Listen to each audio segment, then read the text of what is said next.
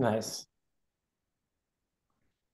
Welcome to another show of the Research to Reps Roundtable. I'm your co-host, Dr. Pat Ivey, and with me is Dr. Ted Lambrinides. How you doing, Ted?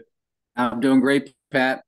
All right, Ready for and another great podcast today. yes, I am. I'm excited. Dr. Reimer, how's it going? I'm great. I can't begin to say how much of an honor and privilege it is to host Sam Moore on the podcast today. Sam, how are you doing today? I'm doing well. I've been pretty excited for this one. It's pretty humbling to be on a podcast with someone who is such a big mentor and such a big proponent in my career. So pretty excited. Thank you. I think that's also why I'm really honored and privileged to have you on here. Sam is a emerging researcher, and she was getting started with her PhD when she and I first worked together at University of Utah. Sam, would you like to tell us a little bit about what you're doing now? Yeah, that's a good question. So right now I'm a second year PhD student in the Human Movement Science curriculum at University of North Carolina at Chapel Hill. It's a dual program with an interdisciplinary focus. So it is part physical therapy from the School of Medicine and then part exercise and sport science. I currently research out of the applied physiology lab with Dr. Abby Smith-Ryan. And it's unlike any other experience that I've had before. Prior to this, all of my degrees and my experience were all applied. So it was in the weight room, it was on the volleyball court. When Dr. Smith-Ryan and I had our first meeting, I said, listen, I've got no skills to offer you. But I like to have fun, and I'm a hard worker, and I'm a great teammate. And that's all I can promise you. And she said, great, let's do it. And so I ended up here. So yeah. Now, you're at what's unique about your university there is your chancellor's like a top researcher in the, injury prevention and sports industry. Could expand a little bit on Kevin's role at the university and then his, if you Google his name for, say concussions, he's, at the top of the list. Yeah, Dr. Guskowitz is, he's pretty revolutionary, like you've said, especially with concussion work in the NFL and collegiate football, but in many other sectors from there. He comes from a sports med background. I was lucky enough in the fall to take a class called the American Professoriate, and it's available to PhD students across campus. There were 3 from my program, but there were humanities students in poli-sci and biology. It was the full gamut, and it's taught by him and 2 other professors. One is the distinguished professor of the journalism school, Dr. Matt Springer, and then Dr. Buck Goldstein. And it's really interesting. So when I first got into this, I took it as an opportunity to research. If you're going to get offered a free PhD with one of the top researchers in female physiology in the world, it's a no-brainer. And I thought for sure I would go right back into athletics. And I think I took the class originally to have a better understanding of what academia is, because I had no experience. I had never published a paper. I had never, been in this ivory tower, so to speak, environment. And so it was all really new to me. And so getting to be in class with the chancellor as my teacher was a super unique experience, but it was a really good short, concentrated immersing into what academia is and kind of the full scope and budget. And I think it's actually, I appreciate you asking that, Dr. Ted, because I think one of the questions that I would like to, I appreciate being called an expert. That's very kind of you, Dr. Ivey. But one of the things that I have been battling, I guess, or kind of trying to figure out is this path after the PhD. As soon as you get accepted, everyone's like, well, what's next? You're like, just maybe let me get into it. But it goes so quickly, and trying to figure out what is next. What do I want to do? What should I look for? Should I look for a title of a tenure track position, or should I look for, daily duties, or should I look for a team? I think doing some Googling of my own, it seems like, Dr. Ted, you've had experience in academia, in the weight room, in consulting, in industry. And so my question to you would be, how did you navigate some of those career switches, and what were you kind of looking down or looking through when you were finishing your doctorate? Sometimes I had blinders on, but so it wasn't a clear path. But I think a lot of it is, I think you look for the right situation. And to your point, you talked about, wow, once I got here, I took this class and it's opened my eyes up. So I think you try to look for a situation where the people that you're working with sometimes is probably more important than the actual position itself. So, and sometimes that's hard to navigate off if you go in for a basic interview and you've got to do a lot of research. But I find that to be the most rewarding, is to, be in an atmosphere where, boy, this would be great. There's just great people to be around. Yeah, absolutely. Ernie, I know your path to a PhD was a little unconventional. And also your time with US ski and snowboard, and then in collegiate athletics. I would be interested to hear your take on that as well. Yeah, for me, working in academia was never really a plan for me. When I was at the US ski team, I was inspired to want to convert and become a sports scientist from a strength and conditioning coach. And what I realized was that we weren't going to become good sports scientists just by showing up and working every day. That after a couple of years working there, maybe 3 or 4 years, I realized that if I want to become a good sports scientist, I'm going to have to go and get a PhD. So for me, the PhD was to help me understand what sports science means in the United States mainstream sports industry, as well as how to be an applied sports scientist in that industry. But I want to kind of maybe talk a little bit about that. I mean, when I first met you, I think one of the things that attracted me to your resume was the diversity in your experience. So could you just briefly share a little bit about kind of going from when you were like a 2-sport athlete, and just quickly kind of trace all of the different opportunities you've had that have helped you land where you are now? Yeah, it's certainly been a creative path. So I was a 2-sport collegiate athlete in college, volleyball and track and field. I had a season-ending knee injury my freshman year.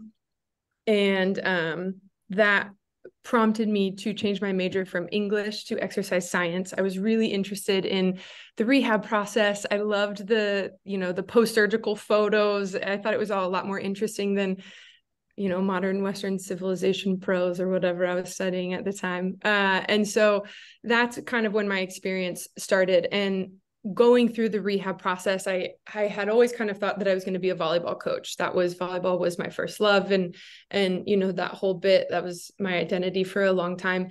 And it was really through my experience of rehabilitation that my strength coaches provided this outlet where they weren't connected to the minutes that I played on the court. They weren't connected to my stats, my practice time, my scholarship, right? They just valued me as a human first, and then as an athlete second. And they really fought for my rehab. I was told with my first surgery that not a lot of athletes come back from this. You can choose to keep playing if you want, but it's really not recommended. And so I did. And they really gave me my game back, my opportunity to finish my career. So I had to have a second surgery at the end of my senior year, which was pretty devastating. I struggled quite a bit with it.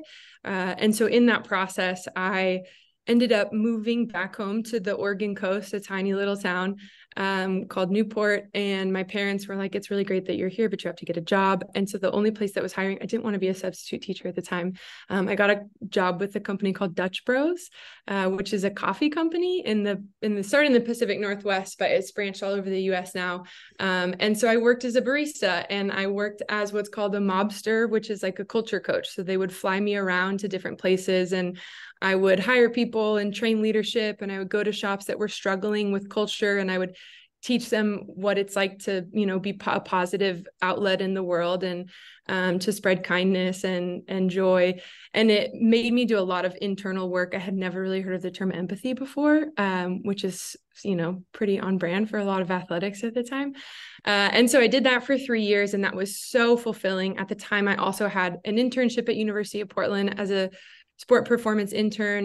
They offered me a paid job. It was a contract position, so I took that. And then they offered me a full-time position, and I ended up taking a promotion with Dutch Bros rather than in strength and conditioning. And so I did that for a while. I kind of got to the point where I was ready to stretch the other side of my brain. So I went back and I got my master's in performance enhancement and injury prevention. And at the time, to pay for my master's, I moved back home to Newport, and I was a substitute teacher. So I taught high school Spanish for a semester, and middle school PE and health for a year. I was the head track and field coach.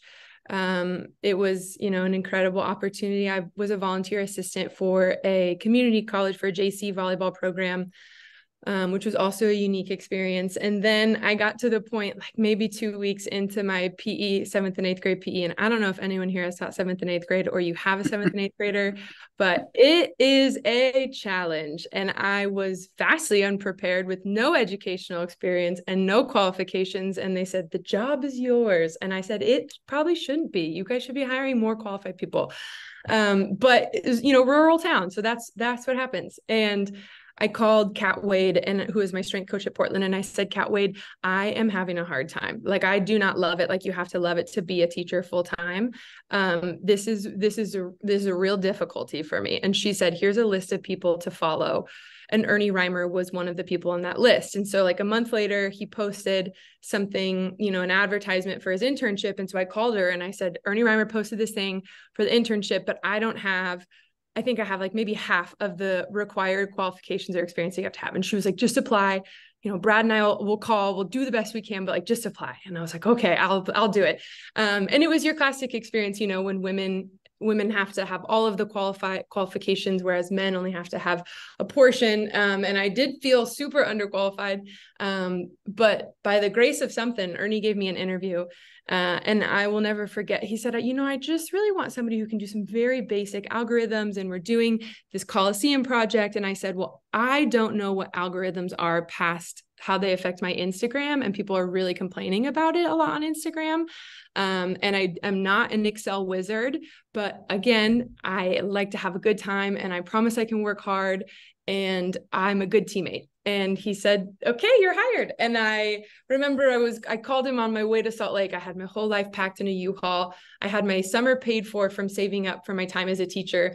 And I said, hey, Ernie, like, all's well. I've got my life in this U-Haul. I come to Utah. Do you think maybe you could like tell me what I'll be doing on a daily basis, or like even what sports science is? And he said, you'll figure it out when you get here. And I said, oh, okay, yeah, we're going to do it. And from there, my whole professional life took the biggest left turn, and it's been such a journey in the last 4 years. I can't believe it's only been 4 years, but, so I worked as a sports scientist at Utah with Ernie, until I think maybe December. I got hired at NC State as the director of sports science and assistant strength and conditioning coach.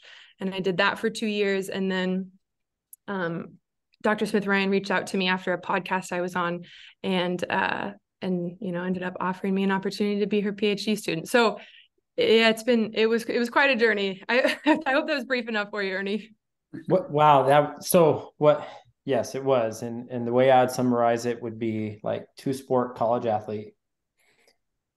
If I think what I heard in this resume was a coffee barista and a culture coach, strength conditioning coach,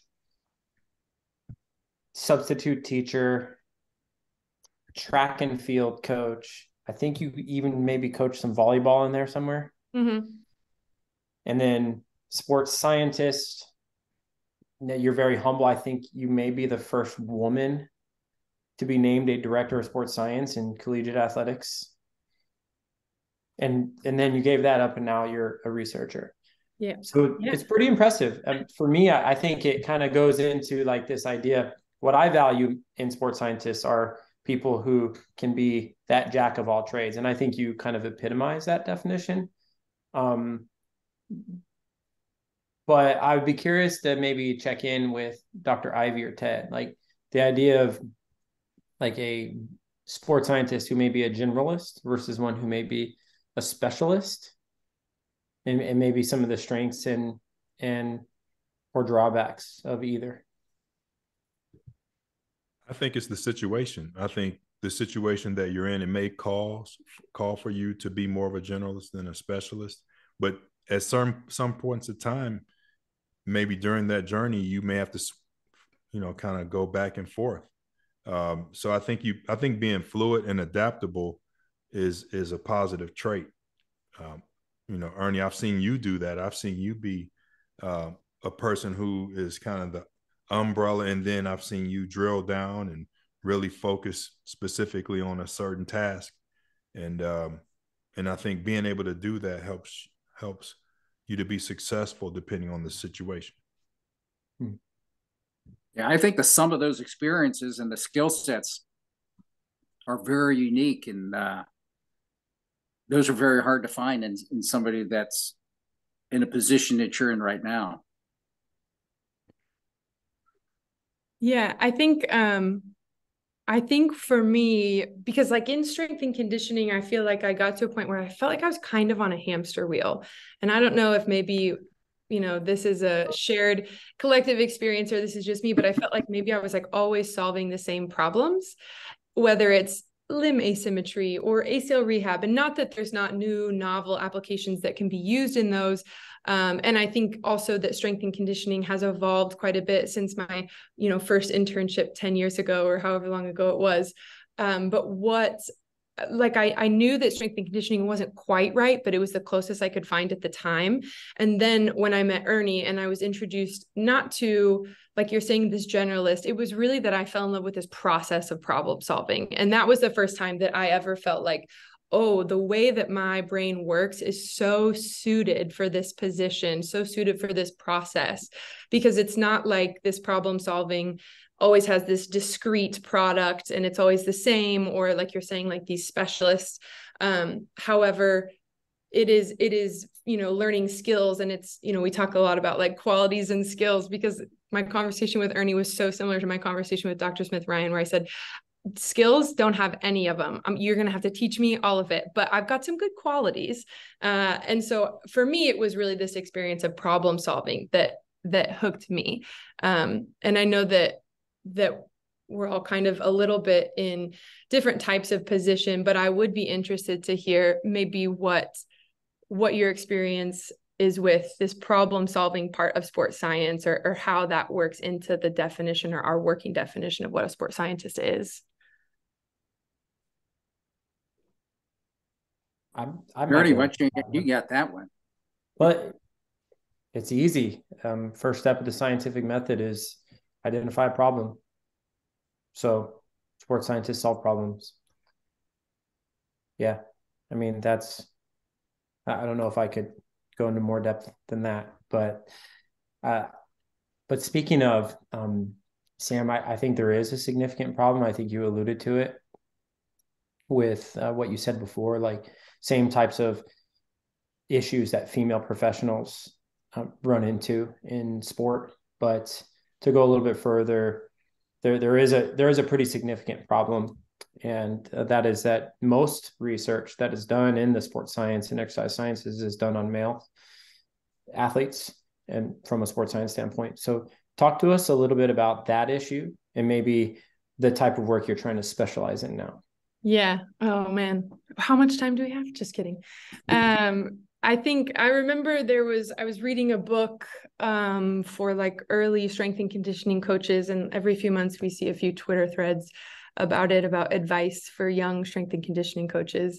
And the most common one is don't pigeonhole yourself, right? Like don't back yourself into a corner, make sure that you can offer you can coach a variety of teams and offer a variety of skills and all those things. And I remember, I can't remember the exact conversation, but I remember I was talking to Ernie at some point and he was like, you have to apply for jobs. You can't just be this unpaid intern forever. And I was like, I feel like I can, like, maybe I can make this work. And he said, no, you have to apply for jobs. And I said, well, none of these jobs are what I want to do. And I said, I know that I'm not supposed to pigeonhole myself, but I would like to specialize just with women athletes. And I have no desire to work with a football team. And I have no desire to work in the NBA. I only want to work with women. And we have strength coaches and sports scientists all the time where they have NBA goals or NFL dreams. And those things aren't questioned at all. But for me to come up and say, I only want to work with women, I have no desire to work with male teams, people are like, you can't do that. Like that's, career suicide and no one would ever hire you and, and all those things. And so for me, it was not something I thought about when I was an athlete. It didn't come until after. And I just started thinking about how much time and effort and resources we put into the information that we use and we just accept as these foundational truths of strength and conditioning, these truths of athletic performance, right? Like all these periodization models and linear and block and undulating and all of these things, and hypertrophy and our rep ranges and our rep sets. And none of those things consider female physiology, regardless of what it is, if it's naturally menstruating, if it's different birth controls, if it's amenorrheic athletes. When we look at the topics and where research is being put into female athletes, it's usually in places of deficit or disease, right? We look a lot at red S. We look a lot at amenorrhea. We look at menstrual dysfunction, or we look at pregnancy, right? And it's very seldom, how do we optimize training for females built on their own physiology? And so when I brought that idea to Ernie at Utah, it was really novel. And he empowered me to see it through. And I had to make presentations to strength and conditioning staff, to sports staff, to, athletic directors. There was one point where a coach said, I might need you to go to the Office of Equal Opportunity. And I said, I'll do it. Right. And I had to read through the pregnancy agreement, the statement, that every athletic department has and nobody ever really pulls out. It took a while to find it. And so to think of this novel idea of what would it look like if we trained women like women? What would our performances be like? How would it empower our female athletes? What would it teach them about themselves, about how they're valued in sport? If we look at research, whether it's with coaches or athletes, women are viewed as intruders upon sport, and we are made to feel that way every day. My first day at NC State, I walked in and the rug in my office, I was the first woman to ever be hired full-time there. And it said NC State Man Cave. Right. And it's like those little things that like you just don't notice. And so whether it's NC State Man Cave rugs or it's, big picture of like, how are we creating these such detailed training programs? And when we're looking at like the evolution of sports science, the way that we're using biomarkers, the way that we're using internal and external metrics together, in my opinion, the foundational understanding should be about the physiological landscape of the athlete in front of you, because it affects every part of our training, of our performance, and of our experience. Sam, you mentioned REDS. Could you explain that a little bit more to our listeners and some of the research, or I think you were co-authored one of those papers. Just go into a little bit more depth on that. Yeah. So REDS is relative energy deficiency in sport.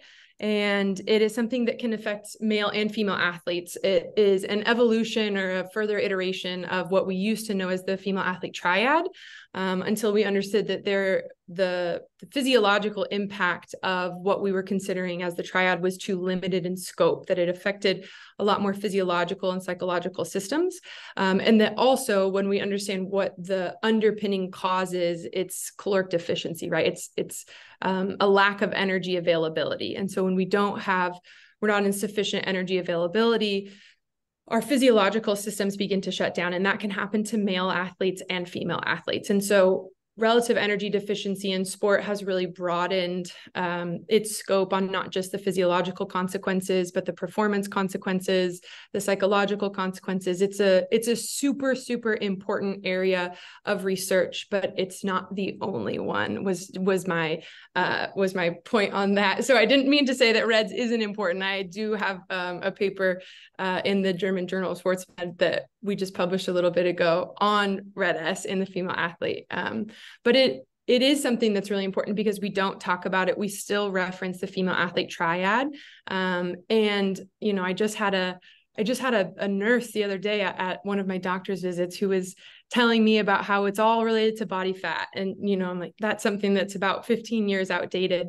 And we know that really it does boil down to a lack of energy availability. And also we're learning more about within day carbohydrate availability. So even if a female athlete meets her global energy demand for the day, if she spends too long during the day in a lack of availability of carbohydrates, then it can cause hormonal dysfunction on the acute and then chronic level. And females seem to be a little bit less resilient to lack of access to carbohydrates. So,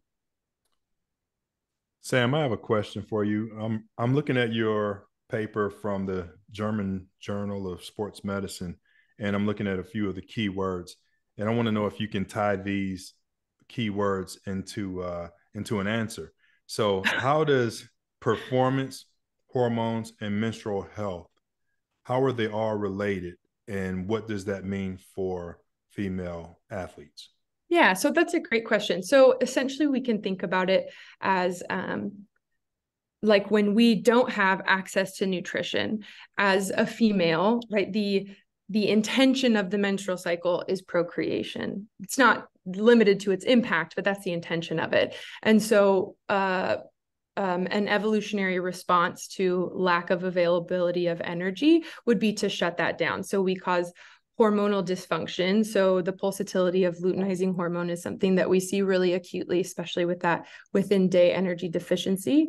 And when we don't get the pulsatility of luteinizing hormone, then that can shut off ovulation, which can then shut off the further bit of the menstrual cycle. And so when we don't see those fluctuations of hormones, there's a range of consequences, performance and physiologically related. So when we look at like bone stress injuries, if we're not getting ovulation, then we don't get follicle stimulating hormone, then we don't get progesterone, and progesterone is really important for our bone health. And so that's why we can see a lot of athletes that have Red S struggle with bone stress injuries really significantly.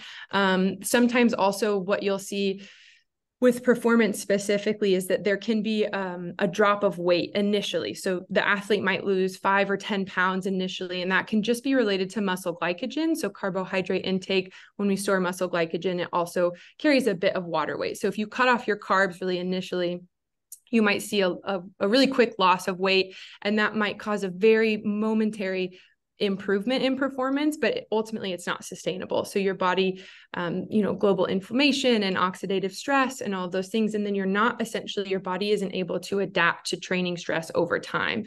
So there was one study that I used in that performance section that looked at adherence to training program and how many missed sessions. And it was one of the biggest predictors of missed sessions for Olympic track and field athletes, which then in turn became one of the biggest predictors for not meeting performance goals. So I have a follow-up question. I would guess most coaches don't know what you just shared. And I would guess most, I hate the stereotype, most male coaches are know less. So how do we get this information to them? Like, what is your strategy? What do you suggest? That's a great question. I was just on a walk and talk meeting with Dr. Smith-Ryan today about some strategies that we can use for translation. So personally, translation is a really big priority of mine. Not having as many academic publications, my invited talk section is really big. Honestly, interactions like this is one of the most common ways that I think is valuable to share this information, is podcasts, is collaborating with other coaches in the field. I think it's really important to maintain connections as a researcher with practitioners that are in the field doing the work. I would also add the point where absolutely male coaches are not informed of the menstrual consequences of low energy availability. But with that, I would say that at no point was I ever taken into a room and taught about how my menstrual cycle affects my performance and my training. I was not taught about the consequences of a progestin IUD versus a combined oral contraceptive. I wasn't taught that not having a period isn't a good thing. It's a badge of pride on a collegiate track and field team. And so I think that I think it takes a lot. I think translation is a really big priority for me personally and for my lab and for my advisor. And so, we were just talking today in one of my classes about publications. Do we choose journals that are high impact because we want to get tenure or we want to get jobs? That's super important. But also on the other side, do we choose journals that we know practitioners read? So do I submit something to, Frontiers or a really high impact journal that's going to look great on my CV? Or do I submit it to JSCR or, Journal of Athletic Training, something that might quote unquote have a lower impact factor, but that those are going to the practitioners that need to read it. And I also think it has to do with how we're writing scientific manuscripts. When I'm writing a discussion, who is my target audience, who needs to know these things, and then some translational articles. So not just, primary data collection and original research, but also we wrote a paper last spring, I want to say, that came out for the Gatorade Sports Science Institute and the journal Sports Med. And it was super fun, but we talked about different dietary supplements that could be helpful for active women. What are their physiological mechanisms? When would they be helpful? What the dosing is. So it's a very practical and applied perspective on research that we've collected in our lab. So it's multifaceted, but I think maintaining a really strong connection with practitioners in the field for me is a priority as I navigate my experience in academia. To follow up on those, recommendations that would supplementation wise that would assist a female athlete, expand upon that relative to the role of creatine as a supplement with the female athlete. Oh, we love creatine. It's funny. My advisor, she was speaking at the creatine conference and she used some of the data from our lab that we had just collected, but talking about like even pre and postnatal. So we have, Ernie, you may have experienced at US Ski and Snowboard, but once you get to the more elite and professional levels, you have women that have to make decisions about if they want to have children and when to do so. And creatine is, one of the best supplements that you can take pre and postnatal that your doctor will never tell you to, right? And so it's one of my favorite things to talk about. I was not a nutrition expert before I got here. I was just chatting about it today. It's definitely where my imposter syndrome comes in. As a strength coach, I always really was intentional to kind of lay that line down of like, I'm not a nutrition expert. I'm not going to give you recommendations and things like that. Cause for me, it felt out of scope. So to be in a nutrition focused lab is an interesting experience. But in terms of creatine, we just had a paper come out last week. And essentially what it showed is that creatine is an incredibly helpful supplement for mental health reasons, for brain fog and mood, for hydration, for thermoregulation, for athletic performance, which is kind of, what we hear the most about, this repeated sprint ability or repeated bout ability. But the benefits of creatine go way beyond that. But in most research, because it's been done on men, like we were mentioning earlier, we see this gain in water weight, right? And it's something that we talk about, if you're going to take creatine and you're going to do it in this loading phase, and it's just something to be aware of that it's going to hold water, because the benefit or the mechanism of creatine with water weight is that it pulls water intracellularly. So it's always interesting, when you hear the myths about creatine and muscular cramps, because when you look at like the osmotic, like the mechanism that creatine's working in, it's the opposite of something that would cause dehydration or muscular cramps. And so there's been studies that have been like mixed sex studies looking at creatine in women. There's some that have been just in women, but there was never really an understanding or controlling for the menstrual cycle. And so what we did is we did a loading phase in the follicular phase and the luteal phase of the menstrual cycle. And what we saw was really significant benefits of intracellular, extracellular, and total body water. So all hydration parameters with no change in body mass. And so our hypothesis for that is when we saw those changes, it was in the luteal phase, which is when estrogen and progesterone are both at their highest concentration. And both of those hormones pull water extracellularly. And that's why we see a decreased ability to thermoregulate for women in the luteal phase or the high hormone phase.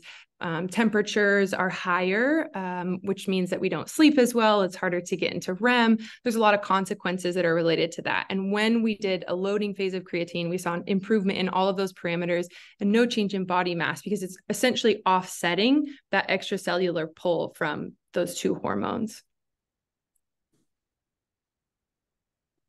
So tell your friends. Did they notice performance improvements in their workouts? Yeah, so it was part of a really large scale thesis study. And we saw, I want to say that an improved fatigue index. So it's not super intuitive the way that we looked at it, but improved sprint performance and improved fatigue index, especially in this luteal phase. So when we looked at like the change scores from the pre to post supplementation in the luteal phase, they were significantly better than in the follicular phase. And that was on it was a repeated sprint test on a cycle ergometer.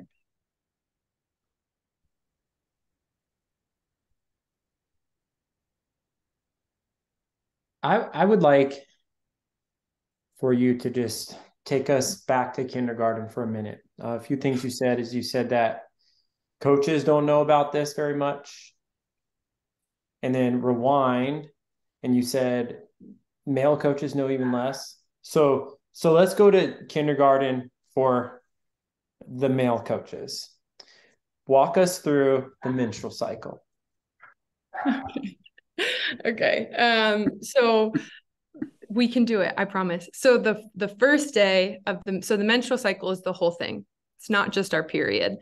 The first day of your period is the first day of your menstrual cycle. And that starts our follicular phase. We're building our follicle. And so that's characterized by rising estrogen, really low progesterone. And then right before the end of the phase, we'll see a bump in luteinizing hormone.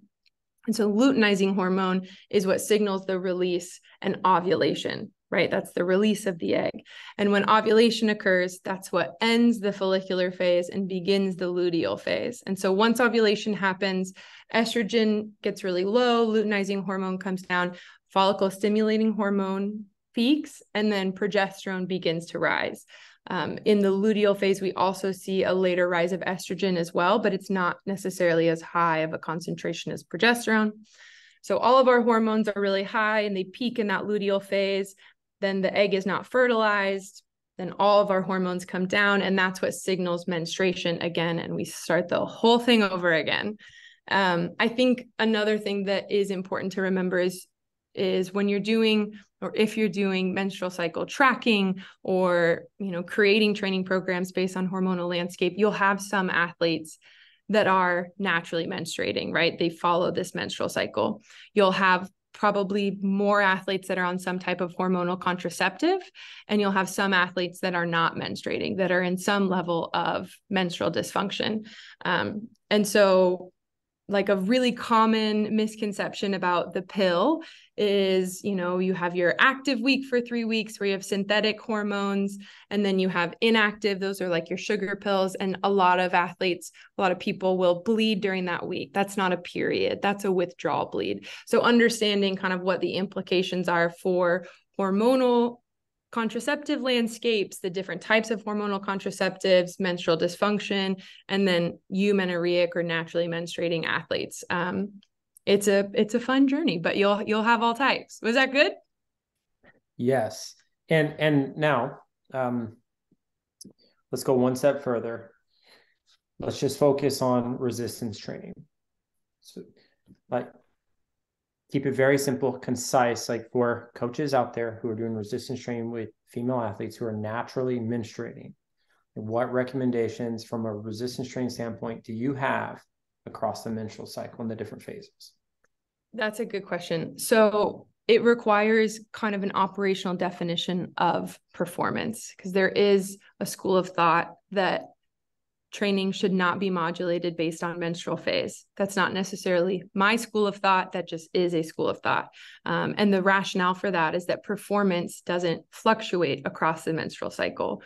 However, I would argue that as strength and conditioning coaches, we prescribe load, volume, and intensity based on capacity for adaptation, right? So if you've got a guy that comes in after just a barn burner of a football game the night before, you're not going to put a super heavy, high volume hypertrophy workout on him because he's fatigued, because he's got inflammation, because he's not in a place where he has a capacity to be able to take advantage of that adaptation. That is the rationale for modulating these outcomes across the menstrual cycle. So when we look at testosterone, we as females don't have the same concentrations of testosterone. And there's new research that shows that testosterone concentration in females is not a predictor of muscle strength or force output.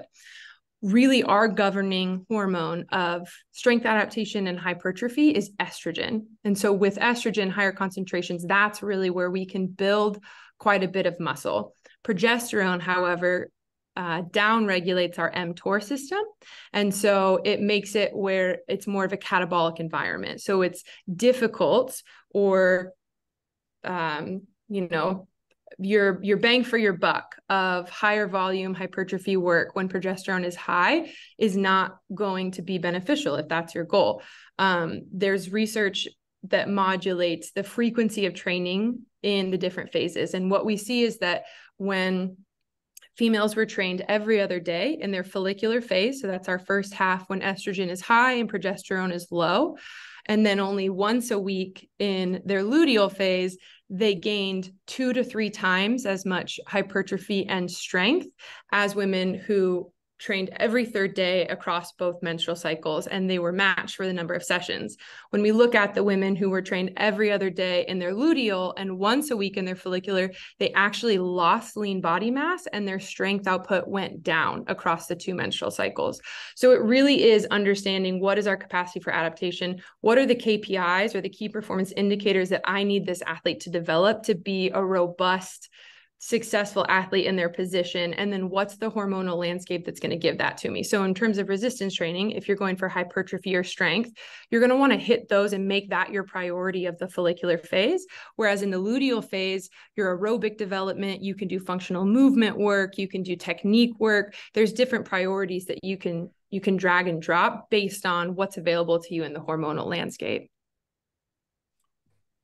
As you were describing that, and before Ernie asked that question, I was thinking about the importance of autoregulatory exercises. We know how important it is if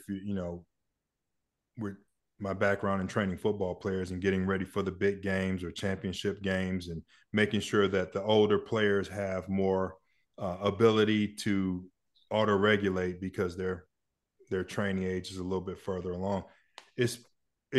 From what you have described and listening to you, I think is more important because you're not going to have a team full of female athletes who are going through the same phase at the same time. So the trust and the communication has to be established so that, and if you institute an autoregulatory program, then you can match up those phases with intensities and volumes. And it sounds fascinating to me. So I appreciate the question that Ernie asked, and I love your answer. That is awesome. I mean, that's excuse me. That's exactly it though. And it's funny you say that. I've read your paper on autoregulation and the outcomes versus a linear periodization model.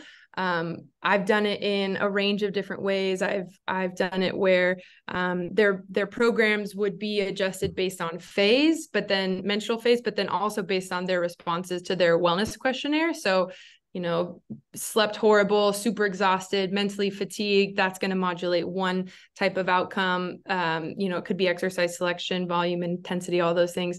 But then also I've done it where, I would set up 2 weight rooms on the turf for soccer. We would train outside, and it was during COVID. So it was essentially so that we didn't have to only train 4 athletes at a time. If we did it outside, it could be the whole team. And so I would set up 2 weight rooms, and I would say, here's our follicular list and here's our luteal list, and these are your workouts. And they would do 2 totally different workouts, and they would like argue between each other and, be competitive. And then like one athlete's like, oh, I forgot to tell you, I started my period today. I'm on that team. And, and they knew there was return to play built into it. There was hormonal contraceptive training structure built into it. So it seemed really simple on top, but there was a lot of thought behind it. And it was a super fun experience. So I think that there's so many different applications. Autoregulation is such a crucial piece of not just gains, but also teaching self-awareness, right? And teaching some of these life skills, especially to female athletes. Ernie, I have a new favorite sports scientist. Just have to tell you that. I'm okay with that. I'm actually proud to hear you say that. That's all. Well, we're getting close. So we'll have one more round and then we'll close it out. Sam, do you have any questions for us?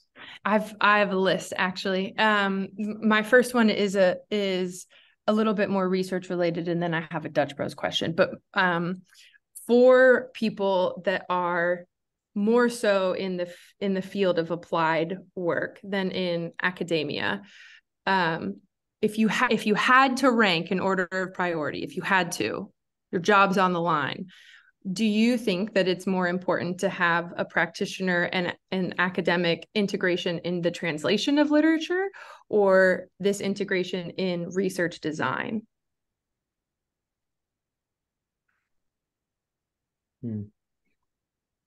So the premise is that someone is trying to interface between academia and athletics. Mm-hmm. So like if I were, a faculty, tenure track faculty, and I went to the strength and conditioning staff and the sports science staff, is it more important for me to be integrated with them in the translation or in the development of my research projects? Yeah.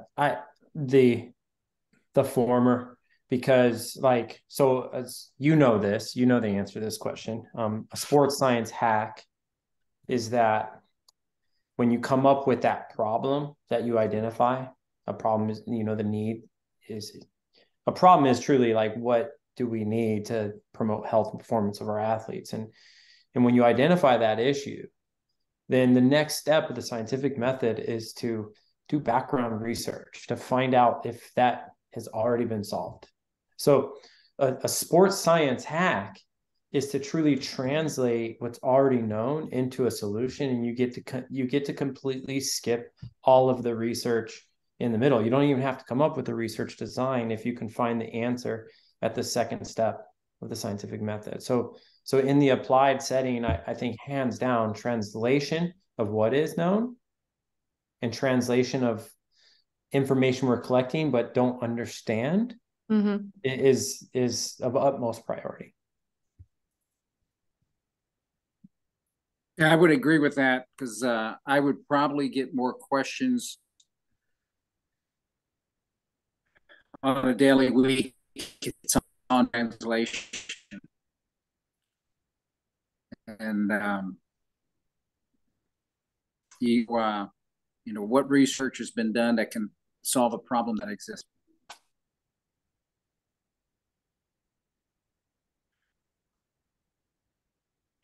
Sam, do you? I'm not sure if I got Ted's whole question. If it was an answer or a question, did you have another question? I mean, I do have a question, but it's not necessarily related to sports science. Okay. Okay, so this is a question that we would ask at every hiring interview, and that is, you can be one, and you have to say why. There's no wrong answer here. But if you had to choose between a canoe, a river, and a paddle, which would you be and why? You can cut this from the podcast if you need to. No, it stays. Canoe, river, or paddle? I guess I would be the river. Why? I would.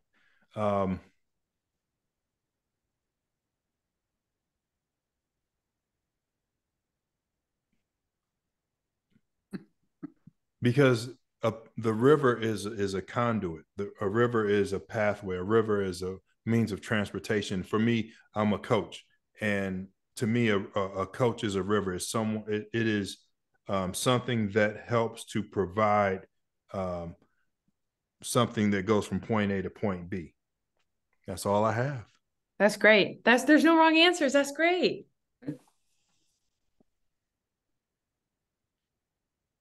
What you got, Ted? You know, for that question, Yep. I'll be the paddle. Okay. Yeah, because I'll help direct you. Okay. Love that. That's great. That's good. I'm the river. Yeah, like I see myself as a service provider and someone who wants to help others and you know, if you're a river, then many canoes get to go down the river, and well, you have to get to the canoe on the river before you can get the paddle in the canoe. So awesome. Good answers, you guys. Good work. I'd hire you. And Sam, what about you? I think when I was first asked this question, I think I also said river, not for as benevolent or supportive reasons as you all have listed. I think I said Grand Canyon reasons, or yeah, basically I said, you know, I'm gonna do what I want. I'm gonna carve my own path, whether you think I should or not. That's just what I'm gonna do. And you know, thinking about the way that river erodes river banks, you know, like the river says, and everybody has to follow. So I might edit that now in my older age. But what would your answer be now? I think I would still say river, but I think it would be more related to like the autonomy of the river, where like the canoe has to follow where the river goes, and the paddle is really an application for the canoe, but it's still both are being driven by the river. And I think something I've learned about myself is I really require a lot of autonomy to be happy in my job. That's awesome. All right, Sam. We're gonna ask you a question here that we always ask our guests. What would be some books you would recommend to our listeners? Ooh, that's a good question. Ooh, this is my favorite part. Okay. The first one would be, maybe the only one, would be Invisible Women. And it talks about this sex data gap, and it's not related to strength and conditioning or sports science. It's really about how the patriarchal structure of our society has impacted women, and how the lack of consideration of women in our social structure, where that shows up. And, you know, not to be a spoiler, but it shows up everywhere.